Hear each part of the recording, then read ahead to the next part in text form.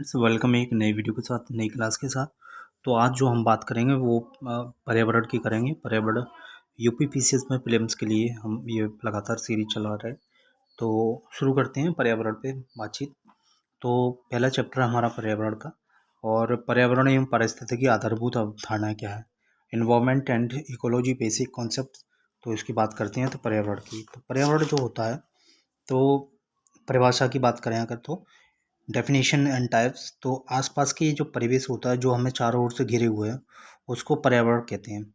तो आसपास का जो वातावरण होता है, प्रतिवेश होता है, जो हमें चारों ओर से घिरे हुए हैं, उसको पर्यावरण यानी कि एनवायरमेंट कहते हैं। वह सभी तत्व तथा परिस्थितियाँ जो हमें चारों ओर से घिरे हुए हैं, पर्यावरण कहलाती हैं। साथ ही साथ प्रत्येक जैव एक विशेष पर्यावरण में पनपता है। पर्यावरण जो होता है पर्यावरण जो होता है उसकी हम बात कर रहे हैं कि जो तो इस तरीके से, हाँ, यहाँ पे प्रत्येक जैव एवं एक विशेष पर्यावरण में पनपता है। पर्यावरण को विभिन्न विषयों में प्राकृतिकवास, हैबिटेट, जनसंख्या, पारिस्थितिकी, पॉपुलेशन, इकोलॉजी, पौष्टिक चक्र, न्यूट्रेंट साइकिल, जीवमंडल, जियोस्फीयर एवं इकोस्फीयर जैसी शब्दावलियों से भी जाना जाता है। तो ये सारी चीज़ें पर्यावरण के नाम से भी जानी जाती हैं। पर्यावरण वास्तव में मौलिक एवं जैविक तत्वों के पारस्परिक जो होता है, पारस्परिक संबंध को कहते हैं। तो पारस्परिक संबंध को कहते हैं। पर्यावरण के मौलिक तत्वों में स्थान, भू आकृतियाँ, जलाशय, वाटर बॉडीज, जलवायु, जल अपवाह, सेल, रॉक्स, मृदा, खनिज संपत्ति, मिनरल वेल्थ इत्यादि सम्मिलित हैं। तो ये सारी चीज़ें पर्यावरण में सम्मिलित हैं। जबकि जैविक तत्व में मानव, पशु, पक्षी, वनस्पति सम्मिलित हैं। पर्यावरण का निम्न प्रकार से वर्गीकरण किया जा सकता है, जैसे भौतिक पर्यावरण, फिजिकल एनवायरनमेंट। भौतिक पर्यावरण में अजैविक तत्व सम्मिलित होते हैं, जैसे भू आकृतियाँ, जिसको लैंड फॉर्म्स बोलते हैं, जलवायु जैसे क्लाइमेट, जलाशय, वाटर बॉडीज, तापमान एवं आर्द्रता, ह्यूमिडिटी इत्यादि सम्मिलित हैं। भौतिक पर्यावरण के बाद सांस्कृतिक पर्यावरण होता है। सांस्कृतिक पर्यावरण में क्या क्या होता है, कल्चरल एनवायरनमेंट में पृथ्वी द्वारा मानव निर्मित पर्यावरण को सांस्कृतिक पर्यावरण कहते हैं। इस प्रकार के पर्यावरण में नृजात, भाषा, धर्म, रीति रिवाज, जीवन शैली मुख्य तत्व होते हैं। उसके बाद जैविक पर्यावरण है। जैविक पर्यावरण में बायोलॉजिकल एनवायरनमेंट कहते हैं इसको इंग्लिश में। आगे है जैविक पर्यावरण में मानव, पशु पक्षी तथा वनस्पति सम्मिलित किए जाते हैं। आगे 4 नंबर पर आता है संज्ञात पर्यावरण। संज्ञात जो पर्यावरण होता है उसकी बात कर लें। कॉग्निटिव एनवायरनमेंट, अपने संसाधनों का उपयोग करने में जो प्रतिमा मानव के मन में आती है उसको संज्ञात पर्यावरण कहते हैं। अब बात करें पर्यावरण की मुख्य विशेषताओं की, तो इसमें क्या क्या होता है उसमें देखते हैं। तो साइलेंट फीचर्स ऑफ एनवायरनमेंट की बात कर रहे हैं, पर्यावरण की विशेषताओं की। तो पर्यावरण की प्रमुख विशेषताएं इस प्रकार हैं, जैसे नंबर 1 की बात करें तो किसी समय जैविक अजैविक तत्वों के योग को पर्यावरण कहते हैं। तो नंबर 2, जैविक विविधता, प्राकृतिक वास यानी कि हैबिटेट तथा ऊर्जा एनर्जी किसी पर्यावरण के मुख्य तत्व होते हैं। नंबर 3, पर्यावरण में समय तथा स्थान के साथ परिवर्तन होता रहता है। नंबर 4, पर्यावरण जैविक अजैविक पदार्थों के व्यवहारिक व्यवहारिक यानी कि फंक्शनल संबंधों पर आधारित होता है। नंबर 5 क्या कहता है, पर्यावरण अपने जैविक पदार्थों का उत्पादन करता है, और साथ ही साथ जो विभिन्न जलवायु विभिन्न स्थानों पर भिन्न भिन्न होता है। नंबर 6 क्या होता है, पर्यावरण की कार्रवाई, फंक्शनिंग। तो ऊर्जा संचार पर निर्भर करती है, पर्यावरण की कार्रवाई जो ऊर्जा संचार पर निर्भर करती है। नंबर 6 के बाद 7 पे देखते हैं, पर्यावरण सामान्यतः पारिस्थितिकी संतुलन स्थापित करने की ओर अग्रसर रहता है।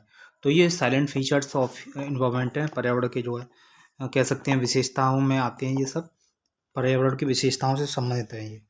तो अब आगे चलते हैं, थोड़ी सी बात पर्यावरण की परिचालन, पर्यावरण ऑपरेशनल इन्वायरमेंट की बात करते हैं। तो क्या होता है कि परिचालन जो होता है, पर्यावरण में वह सभी तत्व सम्मिलित होते हैं जो जैविक पदार्थों जैव को प्रभावित करते हैं। उदाहरण के लिए वायरस बहुत सूक्ष्म होता है और उनको बिना यंत्र यानी कि इंस्ट्रूमेंट को देखा नहीं जा सकता, परंतु वह जीवन को प्रभावित करते हैं और बहुत सी बीमारियों का कारण बनते हैं। इसलिए वायरस को परिचालित पर्यावरण का तत्व एवं भाग माना जाता है। जैसा कि ऊपर लिखा जा चुका है, भौतिक पर्यावरण में जैविक तथा अजैविक तत्व सम्मिलित होते हैं, जबकि सांस्कृतिक पर्यावरण में भूतरातल पर मानव द्वारा निर्मित तत्व सम्मिलित होते हैं। तो ये बात की जा रही है कि जैसा कि ऊपर लिखा है कि जो भौतिक पर्यावरण में जैविक तथा अजैविक तत्व होते हैं, जबकि सांस्कृतिक पर्यावरण में भू धरातल पर मानव द्वारा निर्मित तत्व सम्मिलित होते हैं। तो ये पर्यावरण के संचालन में कौन कौन से तत्व शामिल है उसकी बात की जा रही है। पर्यावरण का अध्ययन मुख्य उद्देश्य किसी क्षेत्र के स्थानीय और ऐहिक विश्लेषण की विवेचना करना है। तो पर्यावरण का मुख्य उद्देश्य क्या है? कोई विशेष स्थान है उसके ऐहिक टेम्पोरल विश्लेषण की जांच करना है। तो उस स्थान की जो है जांच पड़ताल करना ही पर्यावरण का मुख्य उद्देश्य होता है। पर्यावरण भूगोल में मुख्यतः जीवमंडल यानी कि बायोस्फीयर का अध्ययन किया जाता है। तो पर्यावरण भूगोल में जीवमंडल का अध्ययन किया जाता है। जीवमंडल को बायोस्फीयर कहते हैं। आगे बात करते हैं थोड़ी सी। तो इसमें फिर मानव तथा पर्यावरण के बीच के रिलेशंस को ही बात करते हैं अपन लोग। तो मानव पर्यावरण जो होता है, जिसको मैन एंड एनवायरनमेंट कहते हैं, भूगोल को प्राय मानव तथा पर्यावरण को पारस्परिक संबंध का अध्ययन किया जाता है। अमेरिका की प्रसिद्ध भूगोलविद्ता के अनुसार मानव अपने पर्यावरण की उत्पत्ति है। तो अमेरिका की प्रसिद्ध भूगोलविद्ता के अनुसार, जिनका नाम नहीं है यहाँ, तो उन्होंने कहा है कि मानव अपने पर्यावरण की उत्पत्ति है। Man is the product of earth और एनवायरनमेंट। सन 1959 में प्रसिद्ध वैज्ञानिक चार्ल्स डार्विन के अनुसार मानव अपने पर्यावरण में, डार्विन कहते हैं 1959 में, कि मानव अपने पर्यावरण में संघर्ष करके वर्तमान स्वरूप में पहुंचता है। तो मानव क्या करता है? अपने पर्यावरण में संघर्ष करके वर्तमान स्वरूप में पहुंचता है। और भूगोल में डार्विन के संघर्ष सिद्धांत का सबसे पहले एफ रेटाजिल ने अपनी प्रसिद्ध पुस्तक एंथ्रोपोजियोग्राफी में इस बात का जिक्र किया था कि मानव क्या करता है कि अपने पर्यावरण में संघर्ष करके वर्तमान रूप में जो पहुंचता है, यानी वर्तमान में वो पहुंचा है, तो अपने जो है पर्यावरण में को चेंज करके, संघर्ष करके वो पहुंचा है। संघर्ष से मतलब यहाँ चेंजिंग से है। रेटाजिल महोदय ने मानव एवं पर्यावरण के संबंध में निश्चयवाद विचारधारा को जन्म दिया। जैसे मैंने एक ज्योग्राफी में मैंने आपकी क्लास ली थी, तो मैंने उसमें निश्चयवाद समझाया था। तो निश्चयवाद क्या होता है? तो वहाँ डिटर्मिनिज्म को जन्म दिया। निश्चयवाद की विचारधारा के अनुसार मानव एवं पारस्परिक संबंध में पर्यावरण एवं प्रकृति सक्रिय है और मानव निष्क्रिय, अर्थात मानव की उन्नति अवनति एक विकास की दर पर्यावरण पर निर्भर है। मतलब यहाँ ये है कि निश्चयवाद का मतलब ये है कि मानव जो है पर्यावरण में अपनी तरीके से उसमें चेंजिंग नहीं कर सकता, वो प्रकृति पर निर्भर हो रहता है पूरी तरह से। दूसरे शब्दों में मानव के भाग्य का निर्धारण प्रकृति एवं पर्यावरण करता है। तो मानव जो है, इसमें ये निश्चयवाद में डिटर्मिनिज्म में ये बात बोली गई है कि मानव अपने पर्यावरण में चेंजिंग नहीं ला सकता, ना ही प्रकृति में चेंजिंग ला सकता है, बल्कि वह पूरी तरह से प्रकृति पर डिपेंड है। तो ये पर्यावरण की जो है वो उसके मानव और पर्यावरण के बीच में रिलेशंस की बात की जा रही है। तो अगली बात है, निश्चयवाद विचारधारा की मुख्यतः दो कारणों से आलोचना हुई। तो इसकी आलोचना भी हुई। नंबर एक, रेटजिल महोदय के अनुसार यदि दो देशों में अवस्थिति समान हो तो लोगों की जीवन शैली, इतिहास, संस्कृति भी समान होगी। तो रेटजिल ने ये कहा कि ऐसा अगर ये बात सही है कि निश्चयवाद की, कि मानव प्रकृति पे पूरी तरह से डिपेंड है, वो चेंजिंग नहीं कर सकता, तो ये कह रहे हैं कि यदि दो देशों की अवस्थिति समान है तो उन लोगों की जीवन शैली, इतिहास और संस्कृति भी समान होगी। लेकिन वास्तव में ऐसा नहीं है, क्योंकि जीवन शैली पर संस्कृति एवं सभ्यता का अभी भारी प्रभाव पड़ता है। दूसरे, मानव निष्क्रिय नहीं है, वह अपने कर्म से अपने भाग्य का निर्माण करते हैं। तो ये बात है कि दूसरे और मानव भी निष्क्रिय नहीं है। पहली बात तो ये है कि जो है, अगर ये निश्चयवाद अगर सही भी है तो निश्चयवाद की बात यहाँ पे गलत हो जाती है कि मानव अपने में क्या है कि निष्क्रिय नहीं है, वो भी कर्म अपने भाग्य का निर्माण करता है, काम करता है। मानव जीवन को पर्यावरण प्रभावित करता है और मानव भी पर्यावरण को प्रभावित करता है। इन्हीं आलोचनाओं के कारण निश्चयवाद का खंडन किया गया। तो इस तरीके से मानव क्या करता है? निष्क्रिय नहीं है, वह अपने कर्म से अपने भाग्य का निर्माण करता है और मानव जीवन को पर्यावरण प्रभावित भी करता है और मानव भी पर्यावरण को प्रभावित करता है। तो इस तरीके से निश्चयवाद की विचारधारा का खंडन किया गया। जब निश्चयवाद की विचारधारा का खंडन किया गया तो निश्चयवाद की आलोचना विशेष रूप से फ्रांस के भूगोलविद्ताओं ने की थी। तो निश्चयवाद की आलोचना जो करी थी फ्रांस के भूगोलविद्ताओं ने की थी। निश्चयवाद के आलोचक विडाल डी लाब्लास थे। तो उन्होंने एक नई विचारधारा को जन्म दिया जिसको पॉसिबिलिज्म यानी कि संभववाद का नाम दिया गया। तो संभववाद विचारधारा के अनुसार मानव अपने संसाधनों के उपयोग करने में स्वतंत्र है। संभववाद ये कहता है, संभववाद और पॉसिबिलिज्म, कि मानव क्या करता है कि अपनी विचारधाराओं में अपने संसाधनों के अनुसार उसको चेंजिंग करने के लिए वो स्वतंत्र है। मानव क्या करता है कि अपनी सुविधा अनुसार अपने संभववाद ये कहता है कि मानव क्या करता है कि अपने उसकी सुविधा के अनुसार वो संसाधनों के उपयोग करने में स्वतंत्र है। मानव अपने व्यवहार में स्वतंत्र है और पर्यावरण संसाधनों के उपयोग की भी संभावना प्रस्तुत करता है। तो ये संभववाद की विचारधारा उत्पन्न हुई जब निश्चयवाद की विचारधारा को ख़त्म उसको जो है ये बोला गया कि निश्चयवाद क्या है कि निश्चयवाद क्या है कि मानव भी चेंजिंग लाता है पर्यावरण में, पर्यावरण भी मानव में चेंजिंग लाता है। तो इसलिए निश्चयवाद को नहीं माना गया। निश्चयवाद में ये बात थी कि जो मानव है वो पूरी तरह से प्रकृति के अधीन है, प्रकृति के नेचर के अनुसार ही काम करता है, उसमें कोई चेंजिंग नहीं कर सकता। इस बात को विचारधारा को नकारा गया। तो नई विचारधारा आई संभववाद। संभववाद में पॉसिबिलिज्म में ये बात आई कि संभववाद विचारधारा के अनुसार मानव अपने संसाधनों के उपयोग करने में स्वतंत्र है और मानव अपने इस व्यवहार में स्वतंत्र है। पर्यावरण संसाधनों के उपयोग की बहुत सी संभावना प्रस्तुत करता है। मानव अपनी संस्कृति एवं रीति रिवाज के अनुसार अपने संसाधन यानी पर्यावरण के बारे में निर्णय लेता है। मानव सक्रिय है जो अपने भाग्य का स्वयं निर्धारण करता है। तो पहली बात तो मानव संस्कृति और रिवाज के अनुसार अपने संसाधनों के बारे में निर्णय लेता है और अपने भाग्य का स्वयं निर्धारण करता है। तो विडाल डी लाब्लास महोदय के संभववाद के प्रमुख प्रचारक थे। उन्होंने जीवन शैली जनरस डिवाई शब्दावली का प्रयोग किया। उनके अनुसार आचार व्यवहार यानी कि एटीट्यूड, धर्म, विश्वास, रिलीजन, आदत, हैबिट्स, मूल्य, वैल्यू इत्यादि का मानव के व्यवहार एवं संसाधनों पर उपयोग पर भारी प्रभाव पड़ा है। तो वो कहते हैं कि इसका जो है बहुत ज़्यादा प्रभाव पड़ा है इन सब चीज़ों का। किन किन का? तो एटीट्यूड का पड़ा है और धर्म विश्वास का पड़ा है, आदत का पड़ा है, मूल्यों का पड़ा है। इस तरीके से जो है इन सारी चीज़ों का मानव के जीवन पर बहुत ज़्यादा प्रभाव पड़ा है। तो प्रभाव पड़ा है, यही अवधारणा संभववाद की अवधारणा है। आगे यद्यपि संभववाद फ्रांस में काफ़ी लोकप्रिय विचारधारा रही, परंतु इस विचारधारा की भारी आलोचना हुई। संभववाद के आलोचकों के अनुसार मानव कभी भी भौतिक पर्यावरण से पूर्ण रूप से मुक्ति नहीं पा सकता। फिर इस विचारधारा की जो है आलोचना हुई और आलोचना इस प्रकार हुई कि जो मानव होता है वो कभी भी अपने भौतिक पर्यावरण से पूर्ण रूप से मुक्ति नहीं पा सकता। मानव प्रकृति के विरुद्ध अपने संसाधनों का उपयोग नहीं कर सकता और मानव ऐसा करता तो उसको भारी आर्थिक मूल्य का प्रश्न चुकाना पड़ेगा। तो मानव जो होता है वो मानव प्रकृति के विरुद्ध अपने संसाधनों का उपयोग नहीं कर सकता और अगर ऐसा करता है तो उसको बहुत भारी आर्थिक मूल्य चुकाना पड़ेगा। इसके अतिरिक्त जहाँ तक संभावना पॉसिबिलिटी का प्रश्न है, तो जहाँ तक पॉसिबिलिटी का प्रश्न है, संभावनाओं का प्रश्न है वहाँ विश्व के कुछ प्रदेशों तक संभावित है। तो इन्होंने कहा पॉसिबिलिटी जो संभावना है विश्व के कुछ प्रदेशों तक संभावित है। ये नहीं कि पूरी तरह से हर जगह वो चेंजिंग कर दें, जैसे कि हिमालय को चेंज कर दें, रॉकी पर्वत को चेंज कर दें, नदियों को, पहाड़ पर्वतों को, ये सब चेंज कर दें। ऐसी पॉसिबिलिटी नहीं है अपने रहने के लिए मानव। तो यहाँ आगे है, आलोचकों के अनुसार विषुवतीय रेखीय प्रदेशों, टुंड्रा प्रदेशों, मरुस्थलों यानी डेजर्ट्स तथा ऊंचे पर्वतीय प्रदेशों में पर्यावरण की कठोरता के कारण संभावनाएं बहुत सीमित हैं। वास्तव में मानव भौतिक पर्यावरण के विरुद्ध कुछ भी करने से असमर्थ है। फिर इस संभववाद की जो आलोचना फिर से शुरू हो गई। तो इस तरीके से संभववाद की भी आलोचना हुई। आगे चलते हैं कि निश्चयवाद यानी डिटरमिनिज्म तथा संभववाद पॉसिबिलिज्म के अतिरिक्त मानव एक क्या है, पारस्परिक संबंधों की विवेचना के लिए तीसरी विचारधारा सांस्कृतिक निश्चयवाद कल्चरल डिटरमिनिज्म के रूप में प्रचलित हुई। सांस्कृतिक निश्चयवाद में मानव की सक्रियता पर बल दिया गया।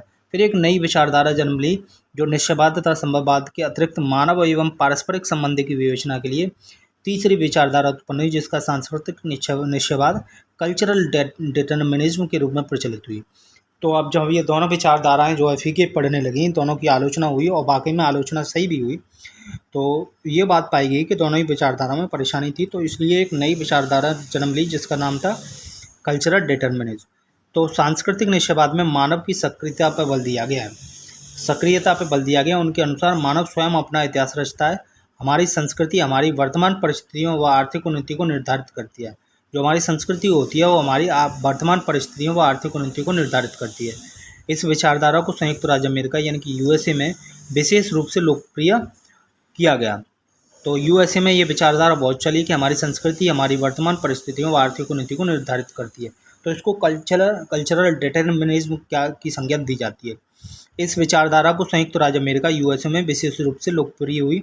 सांस्कृतिक निश्चयवाद के जनक प्रोफेसर कार्ल ओ सावर थे। प्रोफेसर सावर ने संस्कृति के आधार पर विश्व का सांस्कृतिक प्रदेशीकरण किया।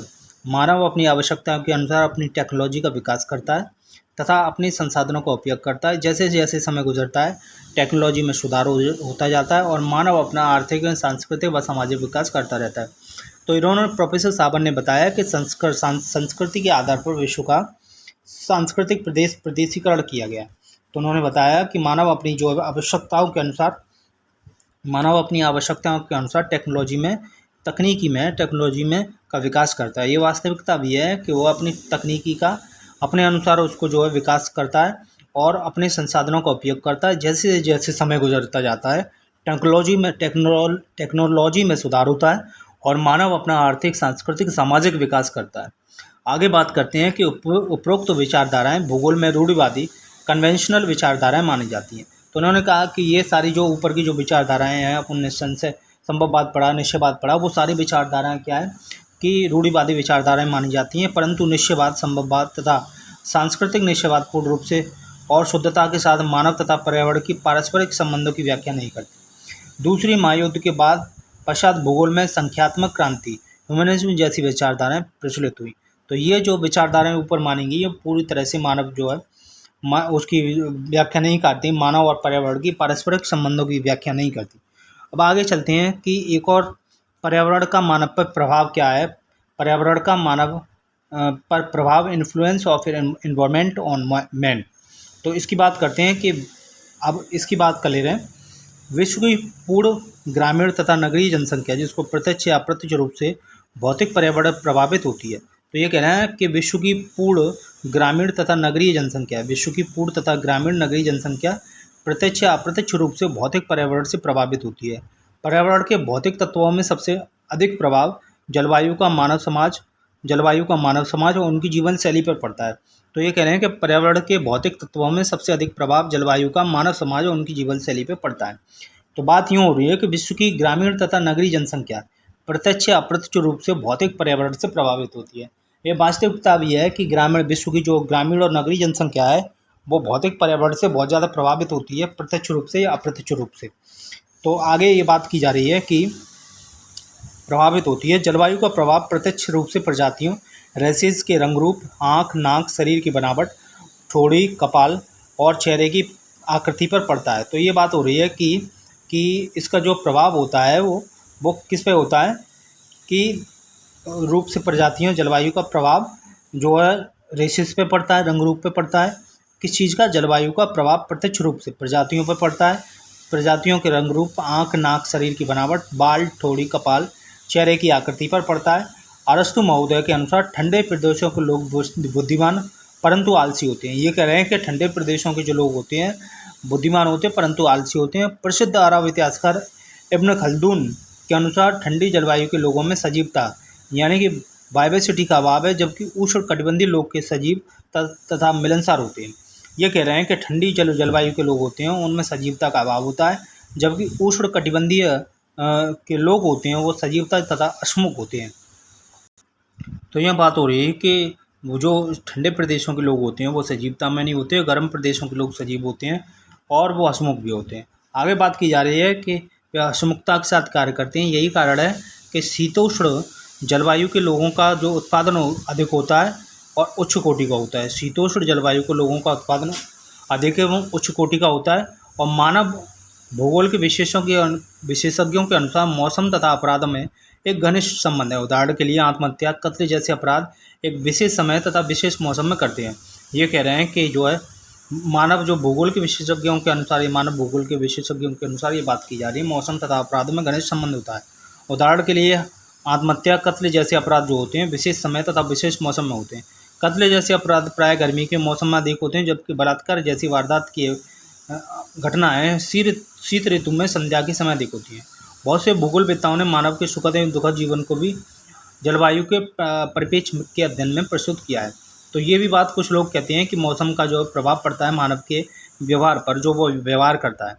आगे है कि मानव अपने प्रयास तथा टेक्नोलॉजी की सहायता से परिवर्तित किया गया है। ये कह रहे हैं कि मानव अपने प्रयास तथा टेक्नोलॉजी की सहायता से परिवर्तित किया गया है, परंतु मानव ने अपने प्रयास और टेक्नोलॉजी की सहायता से पर्यावरण में परिवर्तन किया है। यहाँ थोड़ा इसमें लाइन में चेंजिंग होनी चाहिए। परंतु फिर भी मानव अपने भोजन, कपड़े तथा मकान जैसी आवश्यकताओं की आपूर्ति अपनी जलवायु तथा संसाधनों के अनुसार करता है। तो ये बात की जा रही है कि मानव ने अपने व्यवहार को चेंजिंग किया है टेक्नोलॉजी के अनुसार, लेकिन फिर भी मानव अपने भोजन, कपड़ाई तथा मकान जैसी आवश्यकताओं की पूर्ति जलवायु तथा संसाधनों के अनुसार करता है। वास्तव में विश्व की लगभग 50% जनसंख्या गांव में रहती है। उनमें से अधिकतर प्रत्यक्ष या अप्रत्यक्ष रूप से कृषि, प्राइमरी एक्टिविटीज़ पर निर्भर करते हैं। तो ये कह रहे हैं कि जो वास्तव में विश्व की लगभग 50% जो जनसंख्या है वो गांव में रहती है। उनमें से अधिकतर प्रत्यक्ष या अप्रत्यक्ष रूप से कृषि यानी कि प्राइमरी सेक्टर्स एक्टिविटीज़ पर निर्भर है। कृषि और कृषि संबंधित कारोबार पर मौसम एवं जलवायु का प्रभाव पड़ता है। संक्षिप्त रूप में कहा जा सकता है कि मानव की आवश्यकता और आरामदेह आवश्यकताएं, टेक्नोलॉजी, आर्थिक उन्नति, सामाजिक प्रगति पर जलवायु का अधिक प्रभाव पड़ता है। तो ये सारी बातें पर्यावरण को लेके है। आगे चलते हैं कि ये था मानव पर पर्यावरण का प्रभाव। आगे चलते हैं कि मानव का पर्यावरण पर प्रभाव। फिर से मेंस इम्पैक्ट ऑफ इन्वायरमेंट, और पहले जो बात थी कि पर्यावरण का मानव पर प्रभाव, तो अब बात हो रही है मानव का पर्यावरण पर प्रभाव। पहले बात थी कि पर्यावरण का मानव पर क्या प्रभाव है।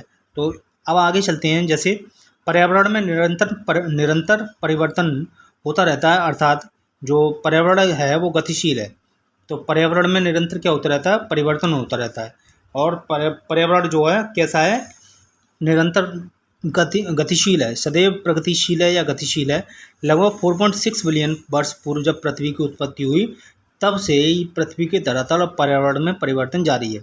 पृथ्वी के अधिकतर इतिहास में पृथ्वी के अंतर्जात और बहिर्जात बलों के कारण, तो पृथ्वी के जो है 4.6 बिलियन वर्ष पूर्व जब पृथ्वी की उत्पत्ति हुई तभी से पृथ्वी के धरातल और पर्यावरण में परिवर्तन जारी है। तो ये बात हो रही है कि पृथ्वी के अधिकतर इतिहास में पृथ्वी के अंतर्जात और बहिर्जात बलों के कारण तब्दीली होती रही है। तो पृथ्वी पर जो चीज़ें परिवर्तित हुई हैं वो दो बलों के कारण हुई हैं, ये बताया जा रहा है, अंतर्जात और बहिर्जात बलों के कारण। परंतु आज के समय में पृथ्वी और पर्यावरण में भारी परिवर्तन मानव के द्वारा हुआ है। तो ये पुस्तक ये कह रही है कि जो परिवर्तन हुआ है वो ज़्यादा परिवर्तन मानवों के द्वारा हुआ है, ना कि जो है पृथ्वी की अंतर्जातीय बलों के कारण, पृथ्वी के कारण। जैसे मानव अब अपने पर्यावरण की उत्पत्ति नहीं वरन वह पर्यावरण का एक महत्वपूर्ण अंग है। तो मानव जो है पर्यावरण की उत्पत्ति नहीं है बल्कि पर्यावरण का महत्वपूर्ण अंग है जो तीव्र गति से इसमें परिवर्तन कर रहा है। यूँ तो मानव आदिकाल से पर्यावरण को बदलता रहा है, फिर भी आज के युग में परिवर्तन की गति में भारी तीव्रता देखी गई है। जैसे विज्ञान एवं शिल्प विज्ञान टेक्नोलॉजी की सहायता से मानव अपने पर्यावरण में तीव्रता से परिवर्तन करने में सक्षम हो गया। तो ये बात की जा रही है कि मानव जो है, तो फिर से इस बात को देखते हैं, मानव अब अपने पर्यावरण की उत्पत्ति नहीं है बल्कि वह पर्यावरण का ऐसा महत्वपूर्ण अंग है जो तीव्र गति से इसमें परिवर्तन कर रहा है। यूँ तो मानव आदिकाल से पर्यावरण को तब्दीली करता रहा है, फिर भी आज के युग में परिवर्तन की गति में भारी तीव्रता देखी गई है। विज्ञान एवं शिल्प विज्ञान की सहायता से मानव अपने पर्यावरण तीव्रता से परिवर्तन करने में सक्षम हो गया। महानगरों एवं और उससे सटे हुए नगरों में मानव द्वारा लाई गई तब्दीली या फिर उसका परिवर्तन विशेष रूप से देखा जा सकता है। महानगरों में प्राकृतिक पर्यावरण को पूर्ण रूप से परिवर्तन कर दिया गया है। तो ये कह रहे हैं कि मानव ने अब क्या कर दिया है, पूरी तरह से जो पर्यावरण को बदल दिया है। महानगर बनाए हैं, उसने नगर बनाए हैं, तो उसमें जो बदलाव दिख रहा है वो मानव के द्वारा ही दिख रहा है। तो उसने पूरी तरह से प्राकृतिक पर्यावरण को पूरी तरह से चेंज कर दिया। प्राकृतिक पर्यावरण से अर्थ, जैसे कहीं पर नदियाँ थी, नदियाँ बहुत चौड़ी और उनके किनारे वृक्ष थे और साथ ही साथ उसकी अन्य भूमियाँ थी। तो उसने क्या है कि शहरों में जो है, शहर जब उसने बसाए तो उसने खेतों को साफ़ किया। पहले जो कृषि योग्य भूमि थी उस कृषि योग्य भूमि को ही ख़त्म कर दिया, तो पर्यावरण में बदलाव हुआ। वृक्षों को काटा तो नए शहर बने और भूमि आई, और उसने नदियाँ को जो है छोटा किया, नदियों से नाले निकाले। तो ये क्या है, अपने आप में परिवर्तन है, किसका, पर्यावरण का। आगे देखते हैं कि मानव भूगोल के विशेषज्ञ वास्तविक ऑब्जेक्टिव पर्यावरण और ज्ञानात्मक पर्यावरण में अंतर करते हैं। उनके अनुसार मानव अपने संसाधनों का उपयोग अपने ज्ञानात्मक परिवर्तन के आधार पर करता है। तो ये जो परिवर्तन कर रहा है मानव भूगोल के वास्तविक जो विशेषज्ञ हैं वो कहते हैं कि वास्तविक पर्यावरण तथा ज्ञानात्मक पर्यावरण में अंतर करते हैं। विशेषज्ञ कहते हैं ऑब्जेक्टिव और कॉन्जिनेटिव, तो उसमें अंतर करते हैं। उनके अनुसार मानव अपने संसाधनों का उपयोग अपने ज्ञानात्मक पर्यावरण के आधार पर करता है। मतलब जितना वो कुछ जानता है पर्यावरण के आधार पर, उसी के आधार पर वो चेंजिंग करता है। उदाहरण के लिए खेत संसाधनों को विभिन्न प्रकार से उपयोग में लाया जाता है।